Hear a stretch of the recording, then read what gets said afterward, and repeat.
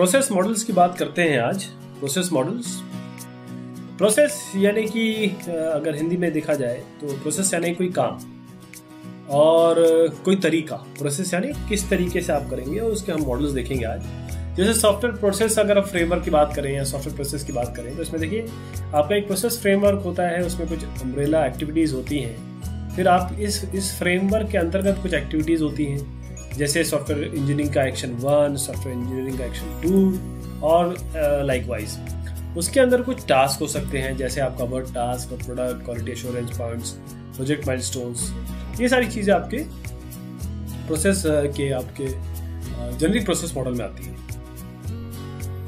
अब process flow को अगर आप देखें तो जैसे अगर आप शुरुआत करें तो पहले कम्युनिकेशन करना पड़ेगा, फिर कुछ प्लान करना पड़ेगा, फिर कुछ मॉडल करना पड़ेगा, कंस्ट्रक्शन, फिर डिप्लॉयमेंट। ये खास तौर पे रिक्वायरमेंट फिजिबिलिटी स्टडी जो हमने खास तौर पे लोगों ने जो पहले पढ़ी होगी उसके अलग और डिफरेंट शब्द हैं, लेकिन मीनिंग बिल्कुल सेम है। जैसे कम्युनिकेशन है, इसका मतलब ये होता है feasibility analysis. You have to talk to the people for whom you are making software. Plan करना पड़ेगा, जैसे सॉफ्टवेयर प्लानिंग होती है। मॉडलिंग मतलब आप डिजाइन बनाते हैं, कंस्ट्रक्शन मतलब आप सॉफ्टवेयर कोड करते हैं, डिप्लॉयमेंट मतलब आप सॉफ्टवेयर डिप्लॉय करते हैं, उसके बाद मेंटेनेंस करते हैं। इस समय लीनियर प्रोसेस फ्लो हो सकता है, आप बिल्कुल यहाँ से यहाँ लीनियरली चल रहे हैं। इटरेटिव मतलब प्लानिंग के बाद फिर से कम्युनिकेशन कर सकते हैं, मॉडलिंग के बाद फिर से कम्युनिकेशन कर सकते हैं या प्लानिंग कर सकते हैं। इवोल्यूशनरी प्रोसेस है कि ये करते चले जाएंगे, हर बार एक इंक्रीमेंट देते चले जाएंगे, एक बार फिर करेंगे, फिर इंक्रीमेंट देते चले जाएंगे। प्रोसेस फ्लो में जो पैरेलल प्रोसेस फ्लो है उसमें जैसे कम्युनिकेशन प्लानिंग कर रहे हैं, प्लानिंग के समय मॉडलिंग भी कर लें, मॉडलिंग चल रही है बीच में कंस्ट्रक्शन भी कर लें। तो इस तरीके के आपके प्रोसेस फ्लोज हैं। अब इसमें क्या है, कुछ टास्क आते हैं तो हमको आइडेंटिफाई करना पड़ता है जो टास्क सेट है।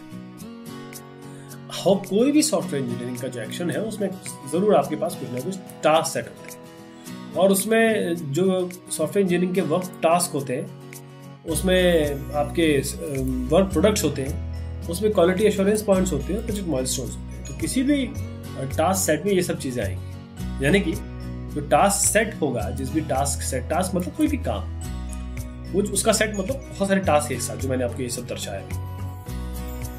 तो अब ये टास्क सेट वो होते हैं, उन सबका मिक्सचर, सबका एक बैगेज, वो इन सब काम का बैगेज, ताकि आप सॉफ्टवेयर इंजीनियरिंग एक्शन को कंप्लीट कर पाए, कंप्लीट कर पाए। यानी कि जो काम आपको करना है, list of task to be completed, जो वर्क प्रोडक्ट आपको बनाना है, जो क्वालिटी एश्योरेंस आपको एम्पावर करना है। तो प्रोसेस के फिर कुछ पैटर्न्स भी होते हैं। तो प्रोसेस पैटर्न्स होते क्या है, आप समझिएगा।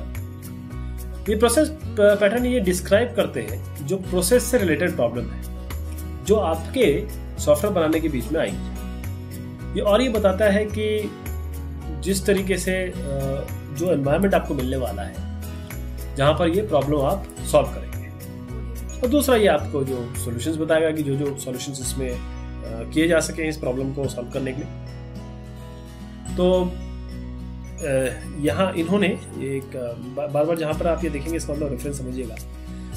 यहाँ पर प्रोसेस पैटर्न के बारे में इन्होंने कहा है कि एक टेम्पलेट है, यानी कि एक ऐसा कंसिस्टेंट मेथड है ताकि आप प्रॉब्लम के सॉल्यूशंस को डिफाइन कर सकते हैं। यहाँ पे किसके कॉन्टेक्स्ट में, सॉफ्टवेयर प्रोसेस के कॉन्टेक्स्ट में। तो प्रोसेस पैटर्न के कुछ टाइप होते हैं, जैसे आपका स्टेज पैटर्न है, टास्क पैटर्न है और फेज पैटर्न और भी हैं, जो हम प्रोसेस आगे अपने डिस्कशंस में देखेंगे। लेकिन जो मेन है वो यही है, स्टेज पैटर्न। ये डिफाइन करता है जो प्रॉब्लम जो फ्रेमवर्क एक्टिविटी में आते हैं किसी भी प्रोसेस के लिए। जो फ्रेमवर्क एक्टिविटी ना, अलग अलग स्टेज पे जो पैटर्न आ रहे हैं वो स्टेज पैटर्न्स कहलाते हैं। टास्क पैटर्न का मतलब ये होता है कि वो प्रॉब्लम जो कहाँ एसोसिएटेड है, जो वर्क टास्क या कोई एक्शन जो आपकी सॉफ्टवेयर इंजीनियरिंग प्रैक्टिस आपको लगानी है, और अगर वो सक्सेसफुली लगानी है, उस समय जो आपके एक्शन या वर्क टास्क से रिलेटेड जो सॉफ्टवेयर इंजीनियरिंग की प्रॉब्लम्स आएंगी उनको टास्क पैटर्न कहते हैं। ऐसी आपका फेज पैटर्न है। It defines the sequence of framework activity that occur within the process, even when the overall flow of activities is iterative in nature. यानी कि अगर आप मान लीजिए आप iterative कर रहे हैं, बार बार कर रहे हैं, तब भी जिस जगह पे ये प्रॉब्लम आनी है, उन फेजेस पे उस जगह पे पैटर्न्स को फेज पैटर्न्स कहते हैं। अब हम आते हैं प्रोसेस असेसमेंट और इम्प्रूवमेंट पे। बहुत सारे अप्रोचेस हैं सॉफ्टवेयर प्रोसेस असेसमेंट के और इम्प्रूवमेंट के जो सालों में बताए गए हैं। जैसे आपका है ये scampi, standard CMMI assessment method और प्रोसेस इम्प्रूवमेंट स्कैम्पी। ये 5 स्टेप का प्रोसेस है, असेसमेंट मॉडल है ये, जिसमें इनिशिएटिंग, डायग्नोजिंग, एस्टैब्लिशिंग, एक्टिंग और लर्निंग के बेसिस के बारे में बताया गया है। ऐसी आपका CBA IPI है जिसे हम कहते हैं CMM based appraisal for internal process improvement. ये ऐसी डायग्नोस्टिक टेक्निक को बताता है जो रिलेटिव मैच्योरिटी जो सॉफ्टवेयर इंजीनियरिंग की है उसको दर्शाएगा। ये SCI CMM जो आपको ये आइडिया होगा, software engineering institute capability maturity model, SCI CMM जो है उसका ये SCI CMM को एज अ बेसिस लेता है अपना असेसमेंट के लिए। फिर आपका आता है स्पाइस जो है ISO IEC 15504। ये भी एक स्टैंडर्ड है जो आपके defines a set of requirement, जो रिक्वायरमेंट बताता है सॉफ्टवेयर प्रोसेस असेसमेंट का। ध्यान दीजिएगा इसमें सॉफ्टवेयर प्रोसेस असेसमेंट आ रहा है। और ये इस पर्टिकुलर स्पाइस का जो मेन मुद्दा है, मेन इंटेंट है, वो ये है कि ऑर्गेनाइजेशन को असिस्ट करे ताकि जो डिफाइंड सॉफ्टवेयर प्रोसेस है उनकी एफिकेसी को इवैल्यूएट किया जाता है, उसका ऑब्जेक्टिव इवैल्यूएशन किया जा सके और उसकी एफिशिएंसी बताता है कि जो भी प्रोसेस है उसको प्रॉपर इवैल्यूएट किया जा सके या किया जा रहा है कि नहीं जा रहा है। ऐसी ISO 9000 और 2000 सॉफ्टवेयर है। ये एक जेनरिक स्टैंडर्ड है। अगर कोई अपने क्वालिटी ऑफ प्रोडक्ट को ठीक करना चाहता है, सिस्टम या सर्विसेज को ठीक करना चाहता है, तो उसके लिए आप ये है। और ये directly this standard is directly applicable to software organization companies also. अब प्रेडिक्टिव प्रोसेस मॉडल पे आते हैं। ये क्या चीज़ है? प्रिस्क्रिप्टिव प्रोसेस मॉडल ये बताता है, ये एडवोकेट करता है orderly approach to software engineering. यानी सॉफ्टवेयर इंजीनियरिंग आप लगा रहे हैं तो उसका कोई एक तरीका होना चाहिए ना। अब अगर एक तरीके से कहा जाए, ये पहली बार जो प्रपोज किया गया था ना, ये प्रपोज किया गया था ताकि सॉफ्टवेयर डेवलपमेंट में कोई केओस ना हो जाए, तो ये कुछ ऐसे prescribe set of process elements बताता है और जो प्रेडिक्टेबल प्रोसेस फ्लो ये बताता है प्रिस्क्रिप्टिव प्रोसेस। तो ये कुछ क्वेश्चंस खड़े करता है। अगर प्रिस्क्रिप्टिव प्रोसेस स्ट्रक्चर और ऑर्डर के लिए बनाया गया है या बताया जा रहा है, तो उनके लिए ये सही रहेगा जहां पर सॉफ्टवेयर चेंज हो रहे हैं। और सुनिएगा, अगर हम जो ट्रेडिशनल प्रोसेस मॉडल को हटा दें, उनको रिजेक्ट कर दें और उनको किसी लेस स्ट्रक्चर्ड वे मॉडल से चेंज कर दें, तो क्या हम कोऑर्डिनेशन और कोहेरेंस सॉफ्टवेयर वर्क में ला पाएंगे? तो जो प्रिस्क्रिप्टिव प्रोसेस मॉडल है उसमें हम देखते हैं जो स्ट्रक्चर्ड या केओस ना आए, उसे पहला हमने डिस्कस करना है वाटरफॉल मॉडल।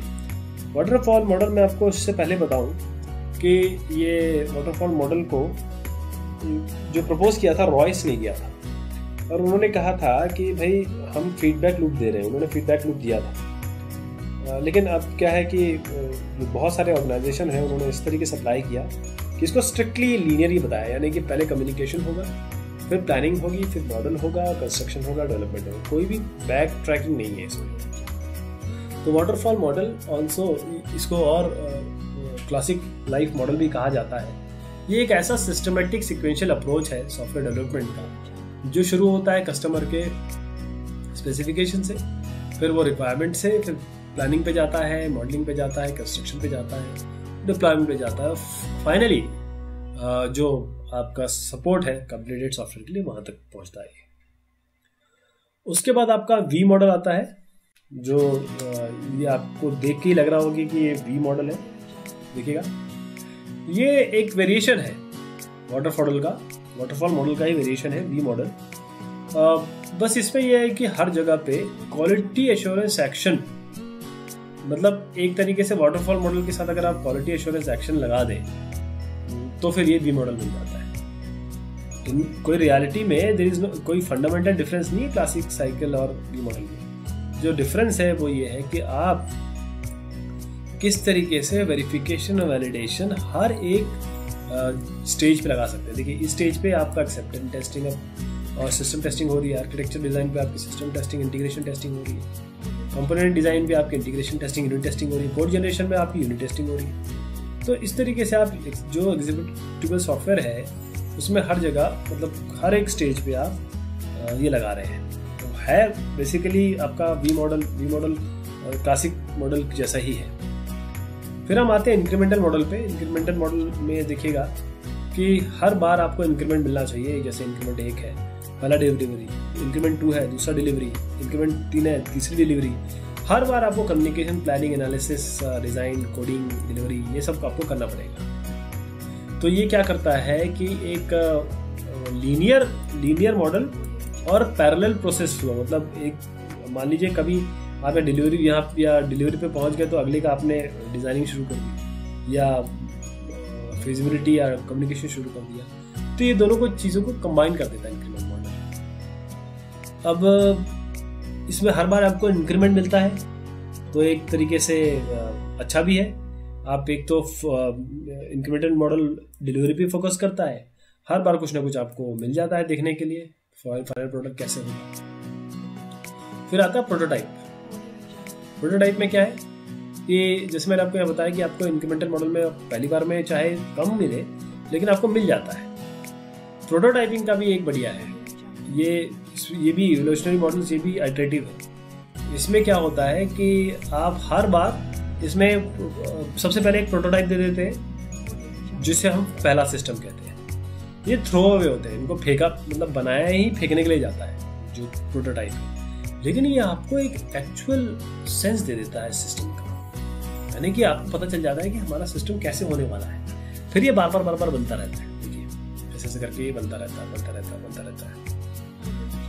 फिर आपका मतलब इंक्रीमेंटल हो सकता है प्रोटोटाइप के बाद सीधा आप एक बार में ही प्रोडक्ट दे दें, हो सकता है कि आप एक बार में प्रोडक्ट ना दें, आप क्या करें, आप प्रोटोटाइप के पास इंक्रीमेंट कर करके देते रहें। फिर आपका आता है स्पाइरल मॉडल। ये जो है ना स्पाइरल मॉडल बहुत इंपॉर्टेंट मॉडल है और काफ़ी पूछा भी जाता है। ये ओरिजिनली बैरी बोयम ने इसको इंट्रोड्यूस किया था, प्रपोज किया था, और ये इवोल्यूशनरी सॉफ्टवेयर प्रोसेस मॉडल है। इसमें क्या है, इटरेटिव नेचर ऑफ प्रोटोटाइपिंग, और ये क्या क्या चीज़ है दोनों कंबाइन की गई है, जो कपल की गई है। देखिएगा, iterative nature of prototyping with the controlled and systematic aspects of the waterfall model, यानी कि वाटरफॉल मॉडल का जो एक कंट्रोल्ड और सिस्टमेटिक एस्पेक्ट है उसको इस जोड़ा गया इटरेटिव नेचर से प्रोटोटाइपिंग के। तो आप ये समझ लीजिए कि ये जो स्पाइरल डेवलपमेंट मॉडल है ये रिस्क ड्रिवन प्रोसेस मॉडल है, और इसमें हर बार ये गाइड करता है जो multi stakeholder current engineering है, ताकि आप उस जगह पे जहां पर एक सॉफ्टवेयर इंटेंसिव सिस्टम बन सके। तो इसमें 2 डिस्टिंग्विशिंग फीचर है इस पर्टिकुलर मॉडल के। पहला तो ये साइक्लिक है, साइक्लिक अप्रोच। हर बार इसमें आपको इंक्रीमेंट मिलेगा, हर बार आपको इंक्रीमेंट मिलेगा, और बार बार आप डेफिनेशन और इम्प्लीमेंटेशन पे ध्यान देंगे ताकि आपका रिस्क कम होता रहे। दूसरा इसका जो सेलिएंट पॉइंट है वो है आपका माइलस्टोन हर बार आपको मिलता है। सेट ऑफ एंकर पॉइंट, मतलब the other is a set of anchor point, जो माइलस्टोन आपको मिलता है, ताकि आपको जो सॉल्यूशंस है स्टेक होल्डर को वो कमिटमेंट के साथ फिजिबली और सेटिस्फैक्टरी चीज मिले, यानी कि आप हर बार इसको चला रहे हैं। तो मैंने जैसे बताया आपको, वाटरफॉल मॉडल और इटरेटिव मॉडल का एक कॉम्बिनेशन है। जो और भी मॉडल है वो डिलीवरी पे ख़त्म हो जाते हैं।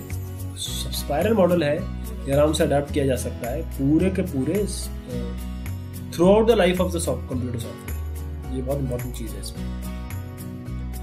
और इसमें फिर आता है ये आपका इवोल्यूशनरी मॉडल में आपका कॉन्करेंट में ये आप देखिएगा एक कॉन्करेंट मॉडल है, और इसमें आप यहाँ से मान लीजिए एक पहले ये फिगर को ध्यान से देखिएगा। इसमें सबसे पहले आपका this figure which provides a schematic presentation of one software engineering activity within the modelling activity using a concurrent modelling approach. इस कॉन्करेंट कैसे?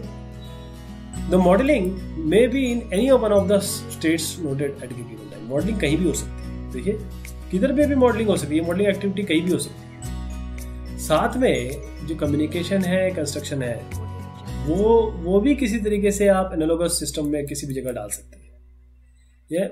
इसका मतलब ये है कि सारी की सारी सॉफ्टवेयर इंजीनियरिंग एक्टिविटी कॉन्करेंट चल रही है, लेकिन किसी डिफरेंट स्टेट्स में है।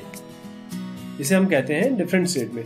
तो जो कॉन्करेंट मॉडल है, this is often most appropriate for product engineering projects where different engineering teams are involve.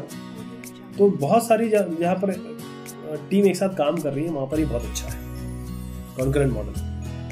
ठीक है, अब आपका इसके अलावा कुछ और प्रोसेस मॉडल्स भी हैं, जैसे आपका कंपोनेंट बेस्ड डेवलपमेंट है। इसको हम बोलते हैं the process to apply when reuse is a development objective, जिसे हम कॉर्ड्स कहते हैं, जैसे commercial off the shelf cords. ये जो सॉफ्टवेयर कंपोनेंट्स है, ये वेंडर द्वारा बनाए जाते हैं ताकि प्रोडक्ट के रूप में आ सकें, और आप इसको किसी भी तरीके से जो और सॉफ्टवेयर बनाए जा रहे हैं उसमें हम इसको क्लब कर सकें, इंटीग्रेट कर सकें। फिर आपके फॉर्मल मेथड आते हैं। फॉर्मल मेथड ये फॉर्मल मेथड उनके लिए आते हैं ताकि आप formal mathematical specification, computer software के लिए जो फॉर्मल मैथमेटिकल है, आपके एनालिसिस आती है, रिगरस मैथमेटिकल नोटेशन आते हैं। इसी का वेरिएशन आप अगर आप ध्यान दें तो क्लीन रूम सॉफ्टवेयर इंजीनियरिंग है, जो कई ऑर्गेनाइजेशन में यूज हो रही है, जिसे हम फॉर्मल मेथड्स कहते हैं। फिर AOSD आता है। AOSD में आपका एस्पेक्ट ओरिएंटेड सॉफ्टवेयर डेवलपमेंट है। ये क्या है? ये दिस डिफाइंस, मैं बताता हूँ आपको। AOSD defines aspects that express customer concerns that cut across multiple system functions, features and information. यानी कि ये एक ऐसा आपको प्रोसेस और मेथोडोलॉजी का अप्रोच देता है ताकि आप डिफाइन कर सकें, स्पेसिफाई कर सकें, डिजाइन कर सकें और कंस्ट्रक्ट कर सकें एस्पेक्ट्स को। ध्यान दीजिएगा, ये एस्पेक्ट्स, तो इसमें जो एस्पेक्ट कहा जा रहा है उसी का एस्पेक्ट ओरिएंटेड सॉफ्टवेयर डेवलपमेंट है। तो ये एस्पेक्ट जिसमें मैंने आपको समझाया कि ये बहुत सारी चीज़ें हो सकती हैं, जिसको हम और भी आगे डिस्कस करेंगे। फिर हम आते हैं इसमें यूनिफाइड प्रोसेस में। यूनिफाइड प्रोसेस है एक use case driven, proper architecture centric, बार बार आइटरेटिव और इंक्रीमेंटल ऐसा सॉफ्टवेयर प्रोसेस है जो आपके UML के साथ क्लोजली अलाइन है। यूनिफाइड प्रोसेस आ गया है, तो इसकी भी बात कर लें। यूनिफाइड प्रोसेस क्या है? यूनिफाइड प्रोसेस ये एक अटेम्प्ट है ताकि आप जो बेस्ट फीचर्स हैं, जो भी आपके सॉफ्टवेयर प्रोसेस मॉडल है, उनको उन सबको मिला के आप इम्प्लीमेंट कर सके। जैसे आपका एजाइल सॉफ्टवेयर डेवलपमेंट है, इन सबको मिला के आप कर सकें। खासतौर पे जो कस्टमर सेटिस्फैक्शन है और कस्टमर का जो व्यू है, उसको ध्यान में रख के आप काम करें। और साथ में एक और चीज़ समझिएगा, इसमें जो हमारा अंडरस्टैंडेबिलिटी है और साथ में जो फ्यूचर चेंजेस और यूज है, उनको भी हम इंट्रोड्यूस करें और उसी को भी हम इसमें डालें। तो it suggest a process flow that is iterative, incremental and providing evolutionary feel that is essential for modern software. यानी इसमें नो डाउट आपके पास इटरेटिव है, इंक्रीमेंटल है, लेकिन जो इवोल्यूशनरी फील है ना आज के लेवल पे, वो सब भी आना चाहिए। तो इसमें देखिए अलग अलग आपके UP के मतलब जो यूनिफाइड प्रोसेस है उसके स्टेजेस होते हैं, जिसमें इंसेप्शन है, एलैबोरेशन है, कंस्ट्रक्शन है, ट्रांजिशन है, प्रोडक्शन है। ये तो आप खैर जानती हैं, सारे स्टेजेस हर एक प्रोसेस मॉडल में होते हैं, लेकिन ये कुछ अलग है। इंसेप्शन, एलैबोरेशन और कंस्ट्रक्शन, ट्रांजिशन, प्रोडक्शन। ये देखिएगा, इस इंसेप्शन में आप विजन डॉक्यूमेंट से लेके प्रोटोटाइप तक जाते हैं। एलैबोरेशन में यूज केस मॉडल से लेकर प्रीलिमिनरी यूजर मैनुअल तक जाते हैं। कंस्ट्रक्शन में डिजाइन मॉडल से लेकर करंट इंक्रीमेंट तक जाते हैं, डिस्क्रिप्शन के। ट्रांजिशन फेज में डिलीवर्ड सॉफ्टवेयर इंक्रीमेंट से लेकर जनरल यूजर फीडबैक तक जाते हैं। फिर आपका आता है पर्सनल सॉफ्टवेयर प्रोसेस। ये जो पर्सनल सॉफ्टवेयर प्रोसेस मॉडल है, ये 5 फ्रेमवर्क एक्टिविटीज बताता है, जिसमें आपका प्लानिंग है, हाई लेवल डिजाइन है, हाई लेवल डिजाइन रिव्यू है, डेवलपमेंट है, पोस्ट मॉर्टम। तो प्लानिंग मतलब जब जिस तरीके से हम प्लान करते हैं, और चाहे आपका साइज हो या रिसोर्स एस्टिमेट है, उसके हिसाब से आपको प्लान करना पड़ता है। इसमें डिफेक्ट एस्टिमेट भी होना चाहिए, होता है, और जो जितने भी मीट्रिक्स हैं वो वर्कशीट और टेम्पलेट्स में हम रिकॉर्ड करते हैं, और फिर उसके बाद जो डेवलपमेंट टास्क है वो आइडेंटिफाई किए जाते हैं और फिर प्रोजेक्ट शेड्यूल को क्रिएट किया जाता है। फिर हाई लेवल डिज़ाइन पे आते हैं। जो एक्सटर्नल स्पेसिफिकेशन है हर एक कंपोनेंट के, जो हमको बनाने हैं, वो हम जो डेवलप करने हैं, और उनका कंपोनेंट डिज़ाइन वगैरह सब क्रिएट किया जाता है, ठीक। और जो प्रोटोटाइप्स हैं वही प्रोटोटाइप्स वही बनाए जाते हैं जिसकी सर्टेनिटी एग्जिस्ट करती है, और सारे जो इश्यूज हैं वो रिकॉर्ड और ट्रैक किए जाते हैं। फिर हाई लेवल डिज़ाइन रिव्यू है, जो फॉर्मल वेरिफिकेशन मेथड इसमें लगाए जाते हैं ताकि हम एरर्स को अनकवर कर सके डिज़ाइन के समय। अभी इसमें भी मैट्रिक्स को मेंटेन किया जाता है सारे टास्क और वर्क रिजल्ट के लिए। फिर डेवलपमेंट देखिएगा इस पर्सनल सॉफ्टवेयर प्रोसेस में। फिर जो कंपोनेंट लेवल डिज़ाइन है उसको रिफाइन किया जाता है, रिव्यू किया जाता है, फिर कोड जनरेट किया जाता है, उसको रिव्यू, कंपाइल, टेस्ट किया जाता है। फिर जो मैट्रिक्स है, फिर अगेन जो हमारे इंपॉर्टेंट टास्क और रिजल्ट के लिए उसको मेंटेन किया जाता है। फिर पोस्टमार्टम में क्या किया जाता है, अब इसमें मेजर्स और मैट्रिक्स जो कलेक्ट हुए हैं उसके बाद जो इफेक्टिवनेस है प्रोसेस की वो देखी जाती है। जो मैट्रिक्स और मेजर है that should provide guidance for modifying the process to improve its effectiveness, यानी कि जो प्रोसेस के लिए बनाए ये चीज़ निकाली गई है वो कम से कम उसके सही इम्प्रूवमेंट की तरफ आपको ले जाना चाहिए। फिर आपका टीम सॉफ्टवेयर प्रोसेस होता है जिसमें आपका सेल्फ डायरेक्टेड प्रोजेक्ट टीम होती है जो अपने आप ऑर्गेनाइज करती है अपने आप को ताकि हाई क्वालिटी सॉफ्टवेयर बन सके। हम्फ्री ने इसको इस तरीके से बताया है कि ये सेल्फ डायरेक्टेड टीम्स जो प्लान करेगी, ट्रैक करेगी वर्क को, गोल तय करेगी और खुद उनके प्रोसेसेस और प्लान्स होंगे। और ये पूरी सॉफ्टवेयर टीम हो सकती है जिसमें जो IPTs इंटीग्रेटेड प्रोडक्ट टीम्स 3 से लेकर 20 इंजीनियर तक हो सकते हैं। ये मैनेजर्स को दिखा सकती है कि किस तरीके से कोच किया जाए, उन्हें मोटिवेट किया जाए अपनी टीम को, किस तरीके से पीक परफॉर्मेंस में का सस्टेनेंस हो। और ये सॉफ्टवेयर इम्प्रूवमेंट जैसे CMM में लेवल 5 तक सोचते हैं कि यहाँ बढ़ाया जाए, और हाई मैच्योरिटी ऑर्गेनाइजेशन पे किस तरीके से प्रोसेस इम्प्रूवमेंट का गाइडेंस दिया जाए। और साथ में जो यूनिवर्सिटी की टीचिंग है इंडस्ट्री ग्रेड टीम स्किल की, वो भी ये फैसिलिटेट